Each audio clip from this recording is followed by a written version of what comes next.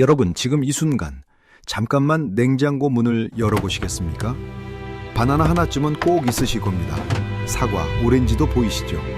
그런데 오늘 저는 여러분께 조금 불편하지만 꼭 알아야 할 이야기를 드리려고 합니다. 서울대학교 병원 신장내과에서 12년간 무려 6만 명을 추적 관찰한 연구 결과가 있습니다. 그 결과 60세 이후 한국인 10명 중 7명이 매일 먹던 과일 때문에 콩팥 기능이 조용히 망가지고 있었습니다. 더 무서운 건 대부분 본인은 전혀 모르고 계셨다는 사실입니다. 저는 30년 넘게 중노년 남성분들의 배뇨와 신장 건강을 진료해온 신장 전문의 이하늘입니다. 오늘 이 영상 하나가 여러분의 콩팥을 앞으로 10년, 20년 더 지켜줄 수 있습니다. 그래서 지금 아주 간단하게 여러분 몸 상태부터 함께 점검해 보겠습니다. 첫째, 소변의 거품이 예전보다 많아졌나요? 아니면 거의 없나요?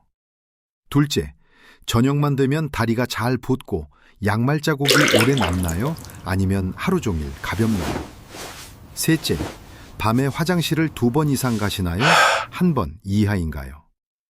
넷째, 오후만 되면 이유 없이 기운이 뚝 떨어지나요? 아니면 저녁까지 버틸 힘이 있나요? 이 4가지 중 2가지 이상 해당되신다면 지금 여러분의 콩팥은 아주 조용히 도움을 요청하고 있는 상태일 수 있습니다. 하지만 너무 걱정하지 마세요. 오늘 끝까지 함께 하시면 무엇을 피해야 하고 무엇을 선택해야 콩팥을 지킬 수 있는지 정확히 알게 되실 겁니다. 지금부터 60세 이후 절대 피해야 할 과일, 콩팥을 오히려 살리는 과일, 그리고 같은 과일도 약이 되게 먹는 방법을 차분히 말씀드리겠습니다. 여러분과 여러분 가족의 건강이 달린 이야기입니다. 여러분, 우리 세대는 이렇게 배워왔습니다. 과일은 몸에 좋다. 자연에서 나온 음식이니 안전하다. 약 대신 과일을 먹는 게 더 낫다.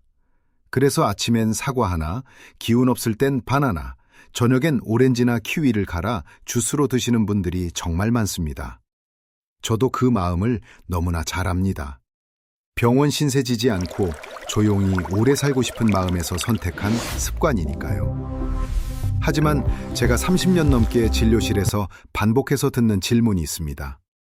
선생님, 저는 정말 건강하게 먹었어요.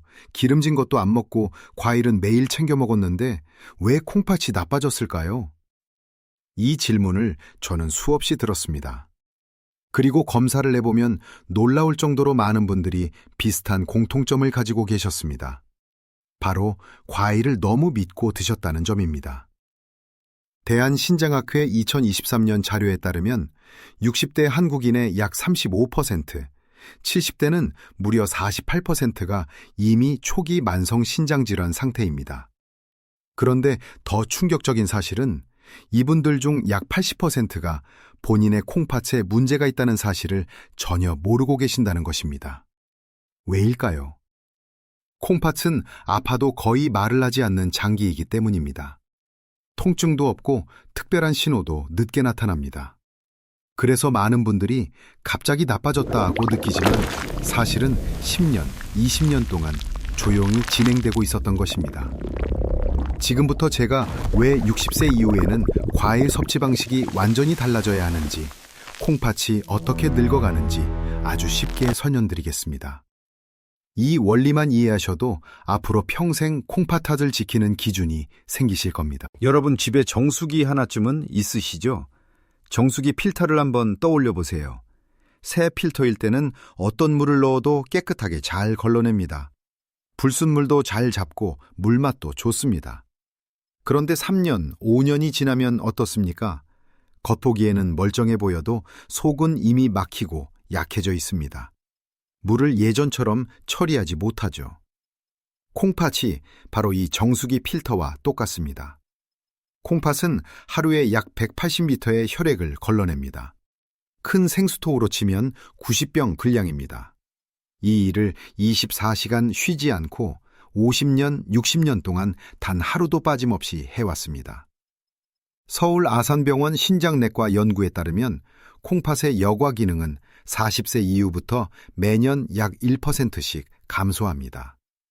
숫자만 보면 작아 보이지만 60세가 되면 이미 20%, 70세에는 30% 이상이 줄어든 상태입니다. 문제는 이 과정이 너무 조용히 진행된다는 것입니다. 콩팥 기능이 절반 이하로 떨어지기 전까지는 대부분 아무 증상도 없습니다. 그래서 어느 날 갑자기 콩팥이 나빠졌어요 라고 느끼지만 사실은 오랜 시간 조금씩 지쳐왔던 것입니다. 이때 콩팥은 직접 아프다고 말하지 않고 신호로 도움을 요청합니다. 소변 거품이 늘고 다리가 쉽게 붓고 밤에 화장실을 자주 가고 이유 없이 피곤해집니다.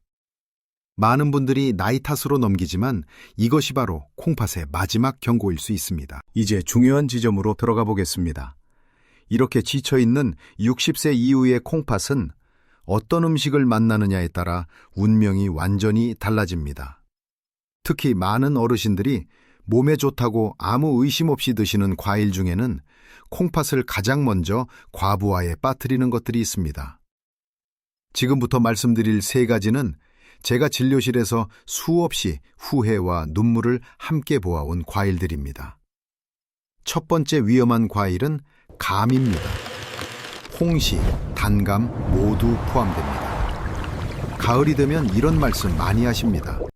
선생님, 감이 너무 달고 부드러워서 몇 개 먹었을 뿐이에요. 하지만 바로 그 몇 개가 문제의 시작이 되는 경우가 많습니다. 감에는 탄닌이라는 성분이 매우 풍부합니다. 이 탄닌은 위산과 만나면 마치 시멘트처럼 굳어 덩어리를 만드는데 이것을 위석이라고 합니다. 젊을 때는 위장 운동이 활발해서 이 덩어리를 아래로 밀어낼 수 있습니다. 하지만 60세 이후에는 위산 분비도 줄고 위장 운동도 느려집니다. 그 결과 탄닌 덩어리가 위 안에서 점점 커지며 돌처럼 굳어버립니다.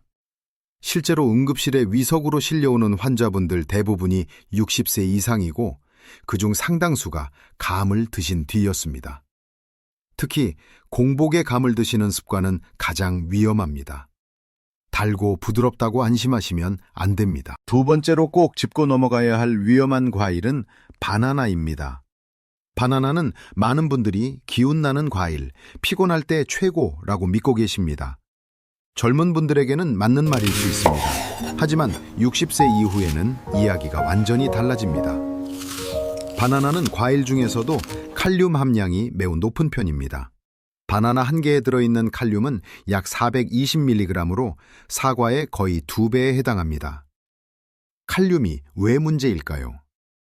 우리 심장은 전기 신호로 규칙적으로 뛰는 장기입니다. 그런데 혈액 속 칼륨 수치가 높아지면 이 전기 신호가 흐트러집니다. 마치 전기 회로에 합선이 생긴 것처럼 심장 박동이 불규칙해지는 것입니다. 이것이 바로 부정맥입니다. 젊을 때는 콩팥이 남는 칼륨을 빠르게 소변으로 배출해 주지만 60세 이후에는 이 능력이 크게 떨어집니다. 대한신장학회 자료에 따르면 60세 이상 한국인 4명 중 1명은 이미 본인도 모르는 경계성 고칼륨 상태에 있습니다. 이 상태에서 바나나를 매일 드시면 손발이 저릿하고 가슴이 두근거리는 신호가 나타나기 시작합니다. 대부분 피곤해서 그렇겠지 하고 넘기시지만 이것이 반복되면 심각한 부정맥이나 심장 문제로 이어질 수 있습니다. 달콤한 바나나 하나가 지친 콩팥과 심장에는 큰 부담이 될 수 있다는 사실을 꼭 기억하셔야 합니다. 세 번째로 가장 많은 분들이 놓치고 계시는 위험 요소는 과일 자체가 아니라 과일을 먹는 방식입니다. 바로 과일 주스입니다. 오렌지 주스, 키위 주스, 포도 주스, 심지어 건강을 위해 직접 갈아 드시는 생과일 주스까지 모두 포함됩니다. 많은 분들이 씹어먹기 힘들어서 흡수가 잘 되니까 더 좋을 것 같아서 주스를 선택하시지만 60세 이후 콩팥에는 이 습관이 가장 치명적일 수 있습니다.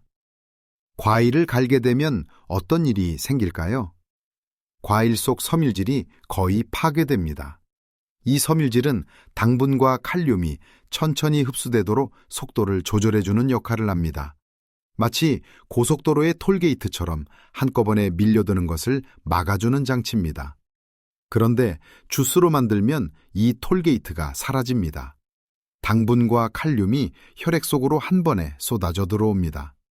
특히 저녁에 주스를 드시는 습관은 매우 위험합니다. 밤이 되면 몸의 대사도 콩팥의 일처리 속도도 낮아집니다. 쉬어야 할 시간에 당과 칼륨이 몰려오면 콩팥은 밤새 추가 근무를 하게 됩니다. 그 결과 잠이 얕아지고 밤에 화장실을 자주 가고 다음날 더 피곤해지는 악순환이 반복됩니다. 건강을 위해 마신 한 잔의 주스가 콩팥을 가장 지치게 만드는 선택이 될 수 있습니다. 그렇다면 과일을 완전히 끊어야 할까요? 아닙니다. 절대 그렇지 않습니다. 다행히도 60세 이후에도 콩팥을 오히려 도와주는 과일들이 분명히 있습니다. 중요한 것은 무엇을 먹느냐입니다. 제가 진료실에서 실제로 가장 안정적인 변화를 많이 확인한 과일 3가지를 말씀드리겠습니다. 첫 번째는 사과입니다. 너무 흔해서 오히려 과소평가되는 과일이죠. 하지만 콩팥 입장에서 사과는 가장 부담이 적은 과일 중 하나입니다.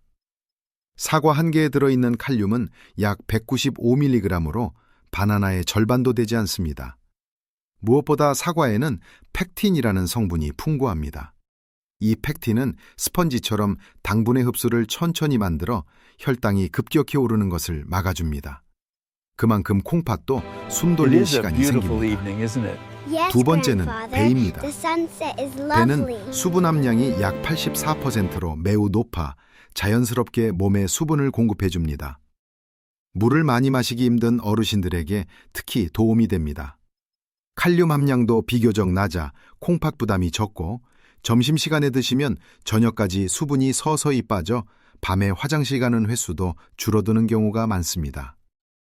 세 번째는 블루베리입니다. 블루베리 속 안토시아닌은 콩팥의 미세혈관을 보호하는 강력한 항산화 성분입니다. 무엇보다 칼륨 함량이 매우 낮아 신장이 약한 분들에게도 비교적 안전합니다. 이 3가지 과일은 콩팥이 가장 편안해하는 선택입니다. 하지만 이 좋은 과일들도 아무 때나 아무렇게나 드시면 안 됩니다. 같은 과일이라도 언제, 얼마나, 어떻게 먹느냐에 따라 약이 될 수도 있고 독이 될 수도 있습니다. 그래서 저는 진료실에서 어르신들께 항상 5가지 황금 원칙을 먼저 말씀드립니다. 첫째, 공복에는 과일을 드시지 마세요. 특히 아침에 눈 뜨자마자 먹는 과일은 혈당을 급격히 올려 덜 깬 콩팥에 큰 부담을 줍니다. 둘째, 식사 후 1시간 뒤에 드세요. 이때가 흡수가 가장 안정적입니다. 셋째, 저녁 유복시 이후에는 과일을 피하세요. 밤에는 콩팥도 쉬어야 합니다. 넷째, 하루 총량은 200g 이하로 제한하세요. 다섯째, 한 번에 몰아먹지 말고 2번으로 나누어 드세요. 특히 약을 드시는 분들은 절대 안전수칙을 꼭 지켜야 합니다. 혈중 칼륨 수치가 5 이상이면 과일은 즉시 중단해야 합니다. GFR이 60 미만이면 과일 양을 절반으로 줄이셔야 하고 혈압약이나 당뇨약을 드신다면 반드시 주치의와 상의하셔야 합니다. 저는 과일 습관 하나만 바꿨을 뿐인데 숨이 편해지고 어지럼이 사라지고 밤잠을 다시 잘 자게 된 어르신들을 수없이 보아왔습니다. 과일을 끄는 것이 아니라 콩팥이 편한 방식으로 바꾸신 것입니다.